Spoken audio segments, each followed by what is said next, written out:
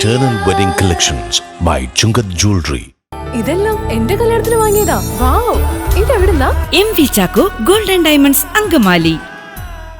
കനത്ത മഴയിൽ ദേശീയപാതയിൽ അങ്കമാലി കരയാമ്പറമ്പ് പാലത്തിന്റെ വശങ്ങൾ ഇടിഞ്ഞു താഴ്ന്നു. ഭാരവാഹനങ്ങൾ കടന്നു പോകുന്നതിനാൽ ഇനിയും റോഡിടിയുമോ എന്ന ആശങ്കയിലാണ് യാത്രക്കാർ. കനത്ത മഴയിൽ ദേശീയപാതയിൽ അങ്കമാലി കരയാമ്പറമ്പ് പാലത്തിന്റെ വശങ്ങൾ ഇടിഞ്ഞു താഴ്ന്നു.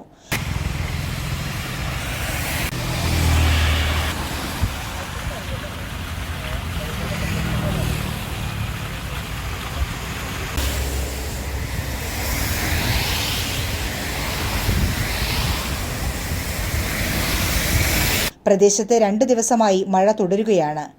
ദേശീയപാതയിൽ അങ്കമാലിയിൽ നിന്നും തൃശൂർ ഭാഗത്തേക്ക് പോകുന്ന വഴിയിൽ കരയാമ്പറമ്പ് പാലം കഴിയുന്നിടത്താണ് റോഡ് ഇടിഞ്ഞു താഴ്ന്നത്.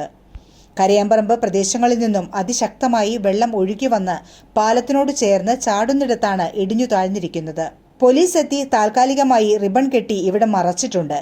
ഭാരവാഹനങ്ങൾ കടന്നു പോകുന്നതിനാൽ ഇനിയും റോഡ് ഇടിഞ്ഞു വീഴാനാണ് സാധ്യത. റോഡ് സൈഡിനോട് ചേർന്ന് വരുന്ന ബൈക്ക് യാത്രക്കാരും അപകടത്തിൽപ്പെടാനുള്ള സാധ്യത കൂടുതലാണ്. കേരളത്തിലെ ഏറ്റവും കൂടുതൽ അപകടങ്ങളും അതുപോലെ തന്നെ എന്നാൽ ബ്ലാക്ക് സ്പോട്ടും ആക്കാത്തതുമായ ഒരു സീനിലാണ് കരയാമ്പറമ്പ്. കഴിഞ്ഞ 2-3 ദിവസത്തെ വലിയ മഴയിൽ നമുക്കറിയാം, ഇവിടെ നിങ്ങൾ കണ്ടതാണ്, ഇവിടെ NH-ന്റെ ഒരു സൈഡ് ഇടിഞ്ഞു പോവുകയും അത് നമ്മൾ NH-ന്റെ അധികൃതരെയും മറ്റും അറിയിച്ചു.